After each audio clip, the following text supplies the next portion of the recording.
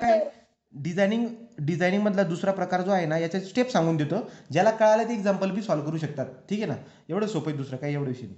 बरं काय असतात, तर तुम्हाला गिवन डेटा घेऊन घ्यायचा आहे. पहिले गिवन डेटा घेतला, बा दुसरा प्रकार ओळखायचा कसा, डिझाईन शब्द येईल त्याच्यामध्ये, पण डायमेन्शन दिलेले राहणार नाही. डायमेन्शन राहणार नाही. फॅक्टर लोड तुम्हाला देईल तो फॅक्टर लोड राहील तुमच्याकडे, पण डायमेन्शन राहणार नाही. बरं स्टेप नंबर 1 काय राहील याच्यामध्ये, step number 1 factor load. Okay, dimension दिलेलं नाही आहे ना, मग तुम्ही काय करायचं, स्टेप नंबर 2 मध्ये घ्यायचं डायमेन्शन. तुम्ही काय म्हणायचं, डायमेन्शन. खरं सांगू का तुम्हाला, तुम्ही त्या मागच्या उदाहरणामध्ये बी स्टेप नंबर 2 डायमेन्शन घेतलं असतं ना, तरी क्वालिटी काम झालं असतं. कॉमन स्टेप झाल्या असत्या, कॉमन आलं का. मग तुम्ही इथं कसं लिहिलं असतं, जे डायमेन्शन दिले होते तिथं गिवन म्हणून द्यायचं होतं फक्त. समजलं का, 400 बाय 400 दिलं होतं ना, इथं गिवन म्हणून द्यायचं होतं. असं बी करू शकता. तो फॅक्टर लोड, डायमेन्शन. ठीक आहे, डायमेन्शन काढताना इथं मला डोकं काय लावावं लागतं माहिती आहे का, इथे माझ्याकडे स्टील राहत नाही. तो ASC किती घेतो माहिती आहे, डायमेन्शन काढताना ASC घेतो मी. डायमेन्शन काढताना ASC घेतो मी. 0.1% मिनिमम आहे, 6% बघा ना, 0.8% मिनिमम आहे, 6% काय आहे, मॅक्सिमम आहे. तर डिझायनिंग करत असताना तुम्ही 1% घ्यायचं, यांच्या दरम्यानली व्हॅल्यू घ्यायची ना, तर 1% ऑफ AG व्हॅल्यू वापरायची. जेव्हा तुम्ही डायमेन्शन काढायला येणार, तेव्हा तुमचे पहिलं वाक्य काय राहणार, use ASC is equal to 1% of AG. हे वाक्य तुमचं राहणार. तुम्ही डायरेक्टली काय करणार, ASC is equal to 1% of AG हे वापरायचं आहे तुम्हाला. मग कुठे वापरायचं आहे, फॉर्म्युल्यामध्ये. यूज काय आहे फॉर्म्युला आपला, 0.4 FCK into AC plus 0.67 FY into ASC. Done, हा फॉर्म्युला आहे. तुम्हाला PUची व्हॅल्यू दिलेली असते, त्याने न्यूटनमध्ये टाका. 0.4 बद्दल प्रॉब्लेम नाही, FCK बद्दल प्रॉब्लेम नाही. AC काय घेणार, तर AC काय घेतो आपला नेहमीचा, AC इज इक्वल टू काय असतो, AG मायनस ASC. आणि AG किती आहे, हे बघा ना, AG किती मला दिलेला नाही, तो AG जसा तसा राहणार, कारण मला काढायचा आहे, तो नाही अननोन येतो. पण ASC किती आहे, 1% ऑफ AG. 1% कसं टाकतात ते पण सांगितलं. मग तुम्ही काय करायचं, तुमच्याकडे PU आहे, 0.4 पण आहे, FCK पण आहे. ACची व्हॅल्यू काय चिपकवायची, ACची व्हॅल्यू काय चिपकवायची, AG मायनस 1% ऑफ AG याच्यात चिपकवायची. 0.67 FY. आणि ASCची व्हॅल्यू काय टाकणार, ASC दिलाय तुम्हाला 1% ऑफ AG. म्हणजे तुम्हाला लक्षात आलं का, मी करून दाखवतो बघा. PU 0.4 FCK into AC. तो AC काय आहे, AC दिलाय AG minus 1% of AG. Right, हा कशाबद्दल चिपकवला मी, या AC बद्दल चिपकवला, या AC बद्दल, AC कॉन्क्रीटचा एरिया. Plus 0.67 FY. आणि ASCची व्हॅल्यू किती घ्यायला लावलंय, 1% ऑफ AG. तो 1% ऑफ AG. मग तुमच्या लक्षामध्ये येईल की ते सगळे माहिती आहेत, पण AG अननोन आहे. शिफ्ट सॉल्व आन्सर इक्वल करून तुम्ही AG काढून घ्या. समजलं का. तो असं करून मला काय, डायमेन्शन दिलेला नसतो ना, तेव्हा डायमेन्शन कसा करावा लागतो, स्टीलचा एरिया 1% ऑफ AG मानून घ्यायला लागतो, आणि मग या इक्वेशनमध्ये टाकून मला AG काढून घ्यावं लागतं. मग जे पण AG येईल तुम्हाला, आता स्क्वेअर शिफ्टचं द्यायचं आहे ना, तो जो पण AG येईल, समजा AG आला 15,000 आला, किंवा समजा हा 15,000 आला, तो 15,000 15वरती 4 शून्य असं आलंय. असं जर काय येतंय, तर तुम्ही काय करायचं, स्क्वेअर बाल बोलतोय, स्क्वेअर कॉलम बोलतोय ना, याचा रूट घेऊन टाकायचा. तो म्हणायचा side is equal to, side कसं काढतात, अंडर रूटमध्ये AG. तो साईड कसं काढणार, अंडर रूटमध्ये AGच करणार ना, साईड पाहिजे तर. तो 150,040. मग याचं काहीतरी उत्तर येईल का, सांगा बरं किती आन्सर येईल याचं, याचा आन्सर किती येईल सांगा. ते स्टेप सांगतोय फक्त तुम्हाला, याचा आन्सर किती येईल सांगा. ज्याला कोणाला कळालं असेल तो प्रॅक्टिस करेल. किती, 387.29. 387.29 येत आहे. मग काही मुलं काय करतील, ते वापरतील डायमेन्शन कुठलं, माझं तरी मत आहे की 100च्या पाड्यामधलं पुढच्या डायरेक्शनला डायमेन्शन वापरायचं. म्हणजे आता साईड किती काढली, इथं साईड आली 387 ना, तर मी किती वापरणार, 400. कोणी 390 वापरेल, काही प्रॉब्लेम नाही. कोणी 400 वापरेल, काही प्रॉब्लेम नाही. कोणी 450 वापरेल, काही प्रॉब्लेम नाही. कोणी 388 वापरेल, काही प्रॉब्लेम नाही. तो हवं ते वापरा, पण 387 पेक्षा जास्त वापरा. ओके, तर मी वापरतोय 400 mm.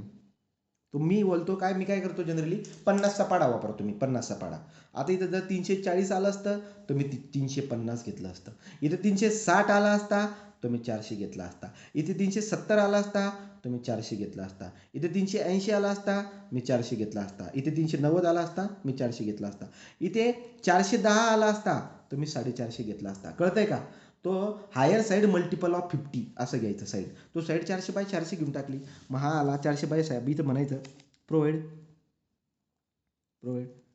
400/400 mm of size of column. mm size of column.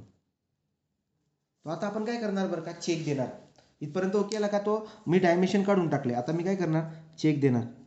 Step number किती आपली, फॅक्टर लोड झाला, डायमेन्शन. तो check step number 3, check for short column. Check for short column. आता शॉर्ट कॉलमसाठी तुम्हाला चेक देऊन बघायचं आहे. 400/400 तर तुम्ही काढलेला आहे, पण शॉर्ट कॉलम आहे का हा एकदा चेक करा ना. मग कसं काढतात रे, स्लेंडरनेस रेशो माहिती आहे का? स्लेंडरनेस रेशोचा effective length by LLD, LE/LLD. मग मला सांगा त्यांनी लांबी तुम्हाला दिलेली असते, ओके ना.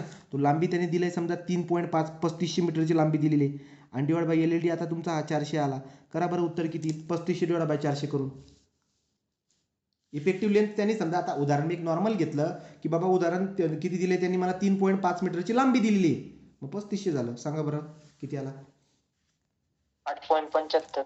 8.75. आणि तुम्हाला शिकवलं मी काय, की जर स्लेंडरनेस रेशो 12 पेक्षा कमी आला तर तो काय असतो, तो असतो शॉर्ट कॉलम. आणि शॉर्ट कॉलमचं उदाहरण आहे तो शॉर्ट कॉलम असं लिहायचं आणि पुढे डॉट डॉट करून ओके की बाबा शॉर्ट कॉलम आहे हा, असं चेक देऊन टाकायचं तिथे. चेक फॉर शॉर्ट कॉलम झालं. चला मग आता पुढं. तो हे झाले किती स्टेप झाल्यात, ते झाल्यात स्टेप आपल्या 1 2 तिसरी स्टेप झाली. चौथी स्टेप घ्या आता. तो चौथी स्टेप काय झाला, आता पुढे सगळं सेम. तो longitudinal bar, designing of longitudinal bar. Longitudinal bar, longitudinal bar काय वापरलाय तुम्ही, हे काय वापरलाय ना, ASC = 1% ऑफ AG हे वापरलंय, आठवतं का? स्टेप नंबर 2 मध्ये वापरलंय. तो 1% घ्यायचा आहे. 1% ऑफ AG काय असेल तुमचा, चालू तुम्ही 400 mm चे डायमेन्शन काढलाय, 400/400. मग ASC येऊन जाईल तुमचा इथं 1600. करून बघा, तुमचा आन्सर 1600 येऊन जाईल. मग तुम्हाला शिकवलं मी, 1600 आला तर किती वाला वापरणार, 2000च्या खाली आला तो यूज फाय = 16 mm. 16 mm चा आला तो ASC सिंगल काढून घ्या. π/4 16चा वर्ग ASC सिंगल आला. मग बार काढून घ्या, number of bar. Number of बार कसे काढता, नंबर ऑफ बार कसे काढता, ASC / ASC single. Number of बार येऊन जाते. किती येतील चेक करा बरं.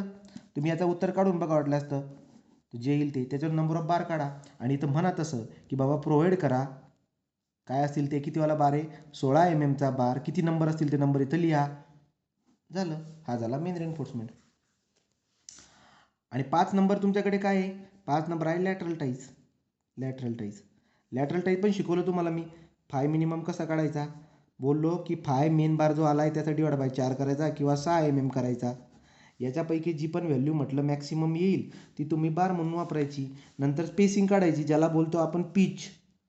पिच कसं काढतात, LLD 16 time of five main और 300 mm which ever is minimum. मग जी पण पेसिंग केली तर लिहायचं ते वाक्य, डिझायनिंग इज ओव्हर. कळालं का? तो याचा व्हिडिओ बी टाकून देईल मी. अशा पद्धतीने कॉलमची जे आहे, कॉलमचं उदाहरण मी पूर्ण डिटेलमध्ये गेलो उद्या, तो एक जनरल आयडिया तुम्हाला देऊन टाकली. पण ज्या ज्या मुलांना कळालं असेल त्यांनी प्रॅक्टिस सुरू करू शकतात, ते या पद्धतीने डिझायनिंग करायची आहे. अजून याच्यामधली एक स्टेप राहते, ते काय म्हणतात, अल्सो फाइंड मिनिमम इसेंट्रिसिटी. तो लास्ट स्टेप जी आहे आपली 6 नंबरची, ती मिनिमम इसेंट्रिसिटी जी करून टाकायची असते. त्याच्यानंतर कॉलममध्ये काही उरून जात नाही, काही उरत नाही. या स्टेप्स लक्षात ठेवायच्या आहेत. Column is over. आणि फुटिंग जे आहे, ज्याला स्लॅब करतो त्याला फुटिंग 1 मिनिटात सुटून जाईल. फुटिंग एकदम सोपं राहतं. तो कॉलम आणि स्लॅब यांचं एकत्रितपणे आपल्याला फुटिंग जमते. तो स्लॅब आला का फुटिंग येते असं, आणि फुटिंग झाली का RCC संपून जातो. बोला, कळालं का इथपर्यंत?